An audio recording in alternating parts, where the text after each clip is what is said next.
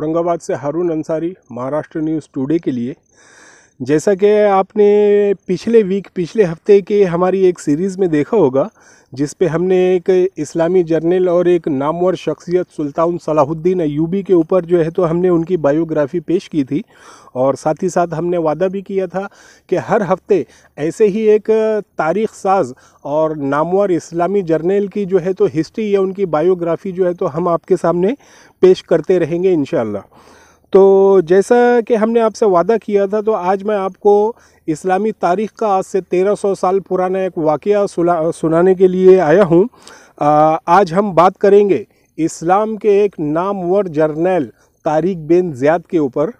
Tariq bin Ziyad, अगर आप तारीख़ में या इतिहास में इस नाम को अगर आप देखेंगे तो सहाबाए कराम की जो मुजाहिदीन की जमात थी, जैसे कि हज़रत अली, हज़रत उमर फ़ारूक और हज़रत खालिद बिन वलीद, ऐसे नामवर जर्नलों के साथ उनकी लिस्ट में, उनकी फ़हरिस्त में तारिक बिन ज़ियाद का नाम भी लिया जाता है। तारिक बिन ज़ियाद का जो ज़माना, उनका जो दौर था, आज से 1300 साल पहले का था और उन्हें जो है तो फ़ातेह स्पेन भी कहा जाता है।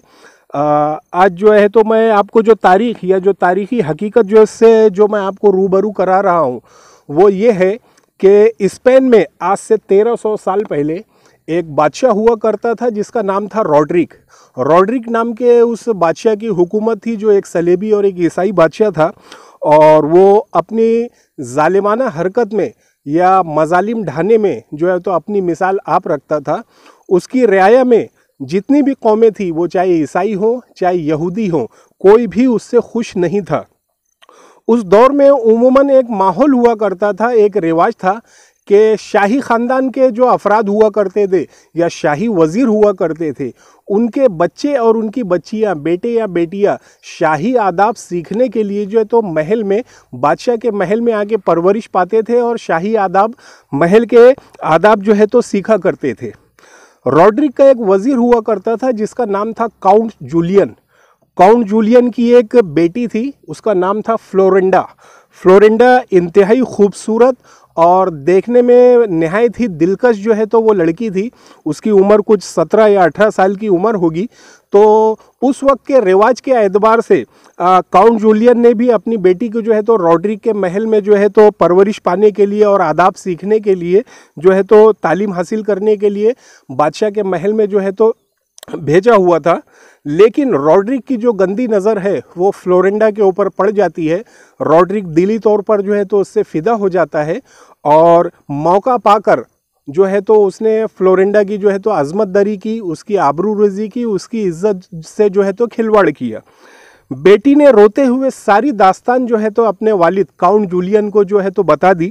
हकीकत जानने के बाद काउंट जूलियन के दिल में जो है तो इंतकाम का जज्बा भड़क उठा और वो रॉड्रिक से इंतकाम लेने के लिए उसने अपना जहन और अपनी जो है तो तैयारी जो है तो दिली तौर पर जो है तो एक्सेप्ट कर ली थी कि अब मुझे रॉड्रिक से जो है तो इंतकाम लेना है। अब इंतकाम लेने के लिए जो है तो वो कितना भी बोलो तो बादशाह का वज़ीर था, वो जो है तो डायरेक्टली तौर पर बादशाह का विरोध नहीं कर सकता था, रॉड्रिक से लड़ नहीं सकता था। उसने एक मंसूबा बनाया कि क्यों ना आज जो है तो अरब पर जो है तो मुसलमान छाए हुए हैं और रोज़ाना जो है तो मुसलमानों के हाथ एक नई हुकूमत लगती जा रही है, तो क्यों ना मैं मुसलमानों को बादशाह की जो है तो मालूमात फ़राहिम करूं और उन्हें स्पेन पर जो है तो हमले की दावत दूं। ये सोचकर जो है तो काउंट जूलियन जो है तो बादशाह से छुट्टी का बहाना लेकर अपना घोड़ा लेता है और सीधा उस वक्त के जो है तो जर्नल गवर्नर जो थे मूसा बिन नसीर की खिदमत में हाजिर होता है और मूसा बिन नसीर को जो है तो पूरी रवायदात सुनाता है कि भाई स्पेन में जो है तो रॉड्रिक बादशाह के ये हालात है और उसने अपनी रियाया के ऊपर, अपनी जनता के ऊपर जो है तो बहुत ज़्यादा जुल्म किया है। इसलिए मैं आपसे गुजारिश करता हूँ कि आप स्पेन पर आए, वहाँ पर हमला करें और बादशाह के जुल्म से जो है तो लोगों को जो है तो नजात दिलाए। मूसा बिन नसीर ने जब ये सारी रवायदात सुनी, सारी कहानी सुनी, तो उसने अपने कुछ चुनिंदा लोगों को स्पेन भेजा कि भाई मालूम किया जाए कि जैसा जो है तो काउंट जूलियन हमें बता रहा है कि भाई बादशाह जो है तो बहुत जालिम है और लोगों को जो है तो बहुत तकलीफ़ दे रहा है, तो इसकी हकीकत क्या है। उन चुनिंदा लोगों का ग्रुप जो है तो स्पेन जाता है। स्पेन जाकर वो जो मालूमात लेकर वापस जो है तो मूसा बिन नसीर के पास आते हैं। वो बताते हैं कि काउंट जूलियन ने जितनी बातें कही थी वो सारी की सारी सच थी, सारी की सारी जो है तो हकीकत पर मबनी थी। रॉड्रिक एक जालिम बादशाह है और औरतों की असमत दरी करना, उनकी इज्जत से खेलना और रियाया को बिला वजह परेशान करना, ये उसकी फितरत बन गई है। मूसा बिन नसीर ने उस वक्त के खलीफा जो है तो सुलेमान बिन अब्दुल मलिक से इस बात की इजाज़त ली कि मुझे स्पेन पर हमला करने की इजाज़त दी जाए। खलीफा ने जो है तो मूसा बिन नसीर की जो है तो पुरानी कारगुजारी को देखते हुए और उन पर भरोसा जताते हुए मूसा बिन नसीर को स्पेन पर हमले की इजाज़त दी। मूसा बिन नसीर ने सबसे पहला काम यह किया कि 7,000 की एक फ़ौज तैयार की और उसकी कमान उनके एक नामवर जनरल जो है तो तारिक बिन ज़ियाद के हाथ में दी गई। तारिक बिन ज़ियाद उस वक्त उनकी उम्र 20 या 22 साल की होगी। एक नौजवान जो है तो वो लड़का था और वो बर्बर कौम से था। बर्बर कौम जो है तो ये जो है तो अरबों में इसने अपना बहुत ही ज़्यादा नाम पैदा किया था। ये हमेशा जो है तो ये कौम बर्बर कौम जो है तो बर्बर कबीला जो है तो ये बगावत कर दिया करता था और किसी के भी समझाने से जो है तो ये कबीला अपनी हरकतों से बाज नहीं आता था। बर्बर कौम आज जो हम उर्दू में जो एक लफ्ज़ इस्तेमाल करते हैं या एक जुमला जो कहते हैं कि जुल्म और बर्बरियत की इंतहा कर दी, ये बर्बरियत का लफ्ज़ जो है ये बर्बर कौम से ही मंसूब है। तो बहरहाल मूसा बिन नसीर ने तारिक बिन ज़ियाद को 7,000 की फ़ौज जो देकर जो है तो स्पेन के लिए रवाना किया। मूसा बिन नसीर के कहने पर तारिक बिन ज़ियाद ने उस 7,000 की फ़ौज को लिया और समंदर के रास्ते से होता हुआ जो है तो एक पहाड़ के पास गुजरा। ये पहाड़ की हकीकत मैं आज बता दूं कि अफ्रीका में आज जो अमेज़न का जंगल पाया जाता है, ये पहाड़ उस वक्त भी जो है तो अमेज़न के जंगल का एक हिस्सा था। जो लोग जोग्राफिया से या जो लोग तारीख से या जो लोग हिस्ट्री से वाकिफ़ है वो उस पहाड़ के नाम से भी आज वाकिफ़ होंगे। हिस्ट्री में आज भी तारिक बिन ज़ियाद के ऊपर उस पहाड़ का नाम जिब्राल्टर रखा गया है या अरबी में उसे जबल तारिक कहा जाता है, यानी तारीख के नाम के ऊपर उस पहाड़ का नाम जो है तो जिब्राल्टर या जबल तारिक कर दिया गया है। तो बहरहाल जो है तो तारिक बिन ज़ियाद वहाँ पर अपनी 7,000 की फ़ौज को लेकर पहुँचता है और जब रॉड्रिक को इस बात का इल्म होता है कि मुसलमानों की एक फ़ौज जो है तो स्पेन के ऊपर हमला करने के लिए आ रही है, तो वह अपनी 1 लाख की फ़ौज लेकर तारिक बिन ज़ियाद के सामने पहुंचता है तारिक बिन ज़ियाद से मुकाबला करने के लिए। ये जो बातें मैं आपको बता रहा हूँ ये एक तारीख़ी हकीकत है। इसका एक एक हर्फ और एक एक लफ्ज़ जो है तो वो तारीख़ के ऊपर मबनी है। ये मेरे जहन का जो है तो खुराफात नहीं है या मन घड़त कहानी नहीं है। ये जो भी बातें मैं बता रहा हूँ तारीख़ के औराक जो है तो इस किस्से से, इस दास्तान से आज भी फड़फड़ा रहे हैं। जब तारिक बिन ज़ियाद ये देखता है कि मेरी 7,000 के मुकाबले में जो है तो रॉड्रिक ने 1 लाख की फ़ौज को जमा कर लिया है, तो तारिक बिन ज़ियाद जो है तो मूसा बिन नसीर को पैगाम भेजता है कि मुझे कुछ और कमक और कुछ और मदद भेजी जाए। उस वक्त जो है तो मुसलमानों की एक जंग सिंध, जो आज पाकिस्तान का इलाका है, सिंध में भी उनकी जो है तो जंग मोहम्मद बिन कासम के हैंड के ऊपर जो जारी थी और भी बहुत सारे जो है तो तबे ताबईन जो है तो अपने अपने तौर पर दूसरे जो मुल्कों में जो है तो इस्लामी जंगें लड़ रहे थे। इसलिए मूसा बिन नसीर ने तारिक बिन ज़ियाद की गुजारिश पर या उसकी अपील पर 5,000 फ़ौज का एक दस्ता और जो है तो तारिक बिन ज़ियाद को रवाना किया। पहले 7,000 और बाद में 5,000, ये फ़ौज जो हो गई तारिक बिन ज़ियाद की 12,000 की फ़ौज हो गई। जब तारिक बिन ज़ियाद के सिपाहियों ने यह देखा कि भाई रॉड्रिक की जो फ़ौज है उसकी तादाद 1 लाख है और उनके पास हथियार भी जो है वो हमसे कहीं ज़्यादा बेहतर है, तो उन्होंने आपस में जो है तो चह मकोइयाँ शुरू कर दी, बातें शुरू कर दी कि 1 लाख की फ़ौज का हम 12,000 कैसा मुकाबला करेंगे।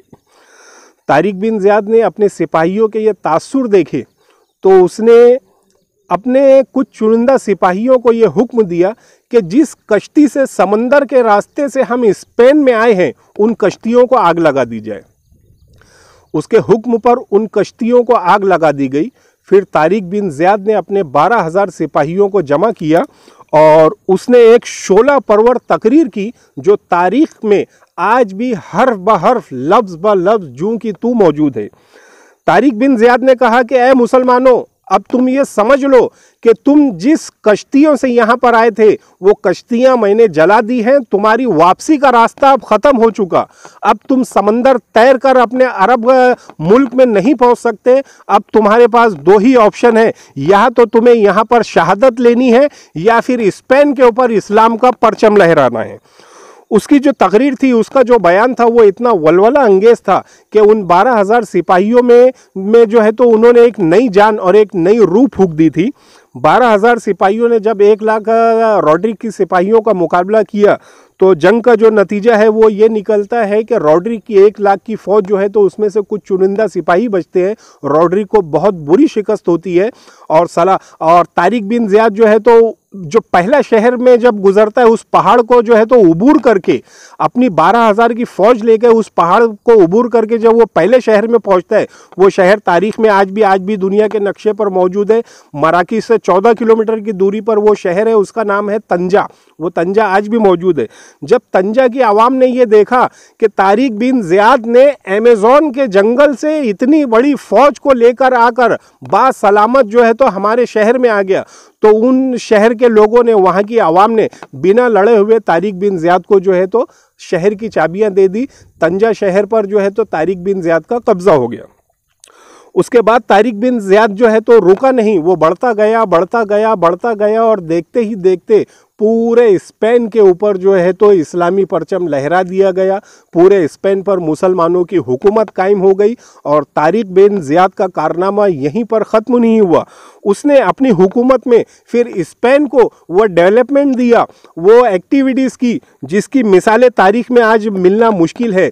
स्पेन की आज जितनी भी पुरानी इमारतें हैं या पुरानी बिल्डिंग है या पुरानी कंस्ट्रक्शन है, वो आज भी जूं के तू मौजूद है और वो पूरे के पूरे मुसलमानों के और तारिक बिन ज़ियाद के बनाए हुए हैं। स्पेन की सबसे बड़ी जो मस्जिद है, मस्जिद कुर्तुबा, वो आज भी मौजूद है। लेकिन मुसलमानों की 800 साला हुकूमत जब धीरे धीरे कमज़ोर होते गई तो ईसाइयों ने फिर से वहाँ पर मुसलमानों के ऊपर मजालिम ढाए और मुसलमानों की आपसी लड़ाई की वजह से स्पेन जो है तो एक मरतबा फिर से मुसलमानों के हाथ से निकल गया। और ईसाइयों ने जो सबसे पहला काम ये किया कि कुर्तुबा नाम की जो वो मस्जिद थी, आज वो स्पेन का सबसे बड़ा जो है तो चर्च है।